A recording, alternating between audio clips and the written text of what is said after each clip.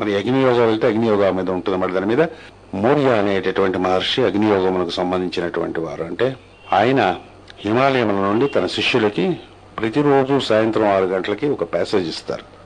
దాని ప్రపంచంలో ఉండేటటువంటి 100 మంది శిష్యులు, ఆయన శిష్యులైనటువంటి వారు దాన్ని రిసీవ్ చేసుకుంటారు. తీసుకుని వాళ్ళు డైరీలో రాసుకుంటారు. సంవత్సరానికి ఒకసారి వీళ్ళంతా కలుస్తారు. అందరి నోట్స్లు వెరిఫై చేసుకుంటారు. అన్నిట్లోనే ఒకటిగా ఉండేటటువంటి లైన్స్ని పికప్ చేస్తారు. అవి బుక్స్ కింద వేస్తారు. అది అగ్నియోగ బుక్స్ వచ్చేటటువంటి విధానం. ఈ శిష్యులు త్రూఅవుట్ వరల్డ్ ఉంటారు. అందరూ కూడా ఆయన మౌర్య ఆశ్రమానికి సంబంధించి, ఆశ్రమం అంటే ఫిజికల్ ప్లేన్ ఉండదండి, జాగ్రత్త గుర్తుపెట్టుకోవాలి. అసలు ఎక్కడ ఆశ్రమం అనేది ఫిజికల్ ప్లేన్ ఉంటుంది? బ్రహ్మచర్య ఆశ్రమం, గృహస్థాశ్రమం, వానప్రస్థాశ్రమం అంటే ఏం ఫిజికల్ ప్లేన్ లో ఉండేవి కావు. It is a state of mind, state of experience, state of a discipline. అంచేత ఆయన ఆశ్రమంలో ఉండేటటువంటి వాళ్ళు అంటే ఇలాగా మళ్ళా పాకేసుకుని అందరికి వెళ్ళి అలా ఉండదు. ఆశ్రమం త్రూఅవుట్ వరల్డ్ ఉంటారు. వాళ్ళు 1,00,000 మంది ఉంటారు ఆయన శిష్యులు. వాళ్ళు 6th రూట్ రేస్ కోసం అనేది ట్రైన్ చేస్తున్నాడు ఆయన. వాళ్ళకి ఈయన లెసన్స్ ఇస్తారు. డైలీ రాసుకుని వెరిఫై చేసిన తర్వాత బుక్ కింద వస్తాయి. ఆ మెడిటేషన్స్ అవి ఆ శిష్యులు అవి చేస్తారు. దానికి సంబంధించినట్టు మనకు అంత అక్కర్లేదు, కానీ చదివితే ఎప్పుడైనా కావాలంటే మంచిదే. అగ్ని ఎక్కడైనా సరే గౌరవ భావంతో, నమస్కార భావంతో అగ్ని ఎక్కడ కనిపించినా సరే చూడాలి. లైట్ని కనిపించినా సరే పూజ్య భావంతో చూడాలి. అగ్ని ఎందు అనేకమైనటువంటి దేవతలు ఉంటారు. 50 మంది దేవతలు, 49 ముఖ్యమైనటువంటి దేవతలుగా చెప్తారు. శరంజ్యోతి అనే పేరుతో వాటితో వీటి చెప్తారు. ఇవన్నీ కూడా అగ్ని పురాణం నుండి మాస్టర్ గారు ఇలాగా మనకి ఇస్తున్నారు. మీరులో ఇస్తున్నాం మనం. ఈ ధ్యానం వల్ల ఏమిటవుతుందనంటే అగ్నికి కీర్తి పెరుగుతుంది, తేజస్సు పెరుగుతుంది, ఓజస్సు పెరుగుతుంది, బాజస్సు పెరుగుతుంది. రెగ్యులర్ గా హోమం చేసేవాడికి ఏమిటవుతుందనంటే ఏమి డబ్బులు గిబ్బులు వచ్చి డబ్బులు కావాలి, ఇలా కావాలి, వాటి చచ్చిపోవాలి, ఇలాగా అలా కాకుండా మామూలుగా రెగ్యులర్ గా లోక కళ్యాణం కోసమే హోమం చేసేటటువంటి ఇష్టం ఉండేటటువంటి బాహ్య పూజ గురించి చెప్తున్నాను. సమయాచారాల్లో వాడికి తెలిసినా తెలియకపోయినా వాడి యందు ఒక విధమైనటువంటి తేజస్సు వస్తుంది. ఆ తేజస్సు వల్ల కీర్తి వస్తుంది. కీర్తి దానంతట అది రావాలి. మనం దాన్ని వెంట పెడితే అది కీర్తి కాదన్నాడు.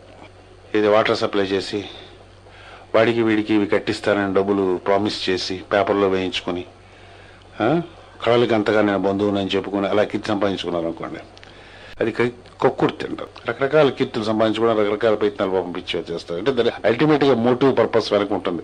అది నిలబడదు. అది రమణ మహర్షి, అరవింద యోగేంద్రులు, రామకృష్ణ పరమహంస ఏం చేశారంటే ఏం చేయరండి. పేపర్లో వాళ్ళ పేరు పడి ఉండదు. అసలు ఆ రోజులు అసలు పేపర్లో వీళ్ళ పేరు కూడా పడి ఉండకపో. 100 మంది, 1000 మంది, 1,00,000 మంది వాళ్ళ దగ్గర చేరుతారు. పోయిన తర్వాత వాళ్ళు ఇప్పటికీ తలుచుకుంటారు. దాన్ని కీర్తి అంటారు. మనం పోయిన తర్వాత ఎంతమంది మన గురించి తెలుసుకుంటారో, కొంతమంది పోయిన తర్వాత అమ్మ పోయాడు అనుకుంటారు. కొంతమంది పోతే నెలల తరబడి, సంవత్సరాలు బట్టి వాళ్ళ గురించి తెలుసుకుంటారు.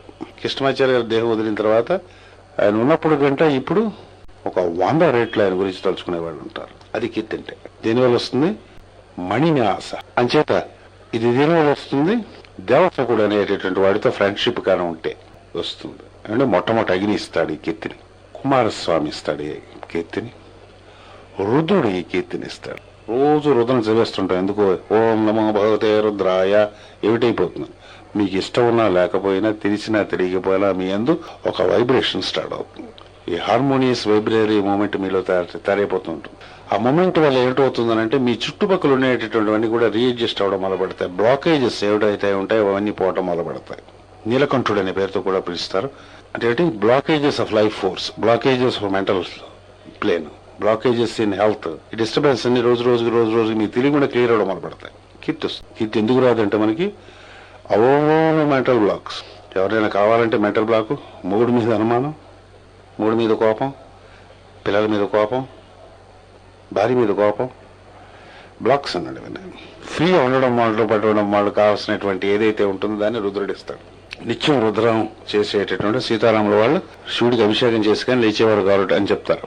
ఇద్దరు కూర్చుని శివుడికి అభిషేకం చేసేవాట. ఆయన 80 ఏళ్ళు అంతా బతికాడు. ఆయన రాముడి గురించి సరిగ్గా తెలియదు టైమింగ్స్ అంతా కూడా. సీతాదేవి పెద్ద మనిషి కాకపోవడం రావణాసుడు ఎత్తిపోయాడు. అంచేత ఏం చేయలేకపోయాడు. కొంచెం జాగ్రత్తగా చదవాలి పెద్దల దగ్గర. అంతమంది స్త్రీలు ఉండి అన్ని ఉండి ఏం చేయలేకపోయింటే ఇంకా అప్పుడు ఈ పెద్ద మనిషి కాలేదు ఆవిడ. ఎన్నాళ్ళు ఉన్నది ఆవిడ? 1 నెల 2 నెలలు ఉంది, ఇంత సంవత్సరం మహా అయితే.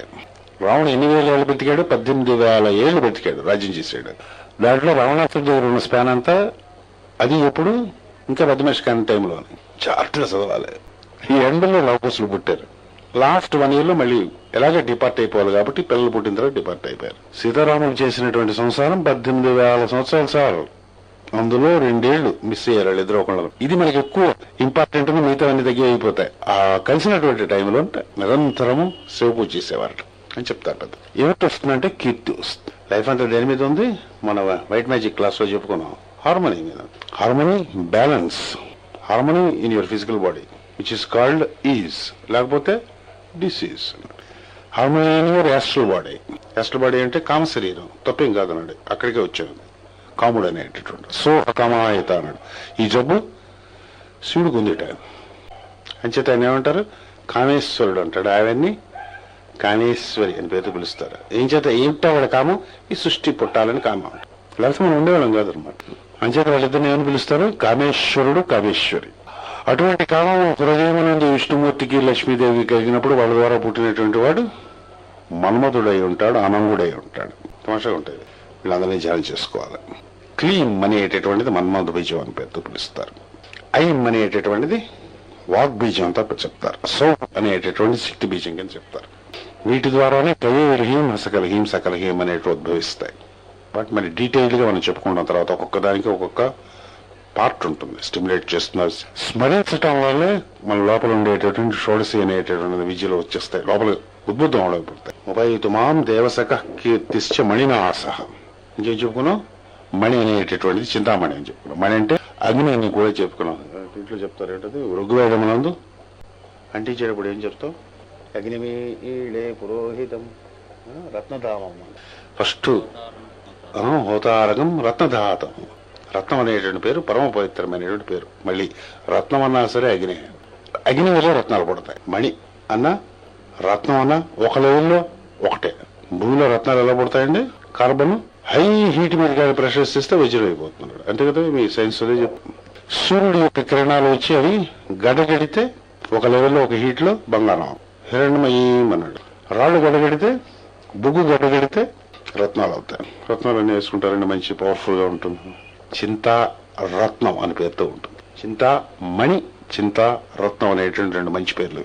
ఈ చెప్పినటువంటి మంత్రం జపం చేస్తూ చింతామణి మంత్రాన్ని లోపల ఉండేటటువంటి నేను అనే స్వరూపుడైనటువంటి లక్ష్మీదేవిని స్మరణ చేస్తూ, శ్రీదేవిని స్మరణ చేస్తూ, లోపల నేను అనుకుంటుంటాం కదా సార్ అన్నాడు. అయామ్ అని అనుకుంటారు.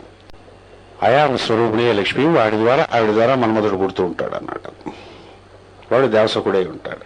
ధ్యానం చేస్తూ సంకల్పించింది అక్కడ ప్రెసిపిటేట్ అవడం అనేటువంటి ఒక విద్య ఉన్నది. ఈ మంత్రం నిజంగా ఉపాసన చేసేవాళ్ళు, ఈ మంత్రాలు నిజంగా ఉపాసన చేసేవాళ్ళు స్పేస్ లోంచి దేనైనా పుట్టించగలిగేటటువంటి శక్తి ఉంటుంది. ఇలా అనుకుంటే డైమండ్ వస్తుంది, ఇలా అనుకుంటే బంగారం వస్తుంది. రూపాయి మాత్రం రావు. ఇప్పటికీ పుట్టించేటటువంటి వాళ్ళు ఉన్నారు. కామ్డీ సెంట్ జర్మేన్ అనేటటువంటి ఆయన 12th 13th సెంచరీలో ఎక్కడా లేనటువంటి రేర్ థింగ్స్ లాగా అక్కడ పుట్టించి చూస్తుండేవాడు ఆయన. హిస్టరీ ఉంది. ఒక ప్రిన్స్ కింద ఉండేవాడు, ఇలా తీసి ఇలా పుట్టించేవాడు ఆయన. ఆల్కెమీ అనే విద్యతో చెప్తారు. మనం దాన్ని రసాయనం అనే పేరు మెర్కురీని ఒక రకమైన ప్రాసెస్ చేస్తే బంగారం అవుతుంది. ఈ రోజుకి చేసేవాళ్ళు ఆంధ్రప్రదేశ్ లో ఉన్నారు. సంవత్సరానికి ఒకసారి చేస్తారన్నమాట. ఆ టైం ఏదో ఉంటుందో వచ్చినప్పుడు చేసి ఆ బంగారం అంతా అమ్మేసి ఆ రోజు ఖర్చు పెట్టేసి మళ్ళీ వెళ్ళిపోతారు. రోజు చేయాలన్నమాట. చేయకపోతే ఆ విద్య మళ్ళీ కంటిన్యూ అవుతుంది. ఏం చేయాలంటే వచ్చిన బంగారం అంతా కూడా వెంటనే ఆ రోజే ఖర్చు పెట్టారు, సాయంత్రంలోగా ఖర్చు పెట్టారు. పొద్దున కూర్చుని హెర్బ్స్ అవి పెట్టి అందరూ వచ్చి బంగారం చేస్తారు. మీరు ఏ మెటల్ పెట్టేసినా బంగారం అయిపోతుంది. పరసవేది అంటారు. అది ఫిజికల్ ప్లేన్ లో కూడా ఉంటుంది. హయ్యర్ ప్లేన్ దీంట్లో ఏంటంటే మన మైండ్ ఏదైతే క్రూడ్ మైండ్, లోయెస్ట్ మైండ్ అయితే ఉంటుందో అది బేస్ మెటల్. ఎప్పుడైతే దాన్ని చింతామణితో రుద్దుతాం, ఎప్పుడైతే మన్మధుడితో రుద్దుతాం, ఎప్పుడైతే అమ్మవారి శ్రీదేవితో మొత్తం ఇదే మైండ్ చింతామణి అవుతుంది, గోల్డ్ అయిపోతుంది. అంటే బేస్ గా ఉండే నేచర్ ఉండేటటువంటి శిష్యుడు ఎవరైతే ఉంటాడో, ఎప్పుడైతే వాడు సిద్ధుడు అవుతాడో, శ్రీ ఉపాసకుడు అవుతాడో, అమ్మవారి కటాక్షానికి ఎప్పుడైతే వాడు పాత్రుడు అవుతాడో వాడు బంగారం అయిపోతాడు. అందుకే సాయిబాబా అందరినీ ఏం బంగారం అని పిలుస్తుంటాడు. అంటే అందరూ బంగారం అయిపోవాలనే ఉద్దేశం. అంటే బంగారం కడ్డీల్లా కాదు, మనలో ఉండేటటువంటి ఆత్మతత్వాన్ని బంగారంగా, భౌతికమైనటువంటి కింద ఉండే తత్వాన్ని బేస్ మెటల్ గా చెప్తారు పెద్దలు. ఈ శ్రీ విద్య వల్ల ట్రాన్స్ఫార్మ్ అవడం మొదలుపెట్టిన దగ్గర నుంచి కీర్తి అనేటటువంటిది దానంతటి మన దగ్గర రావటం మొదలుపెడుతుంది. మనం వెతుక్కోవడం అంటూ ఉండదు. కీర్తి దానంతటి అది రావాలి. ఇలాగా రత్నము మణిని ఉపాసన చేస్తూ కీర్తి సంపాదించినటువంటి వాడు దేవసకుడు అవుతాడు.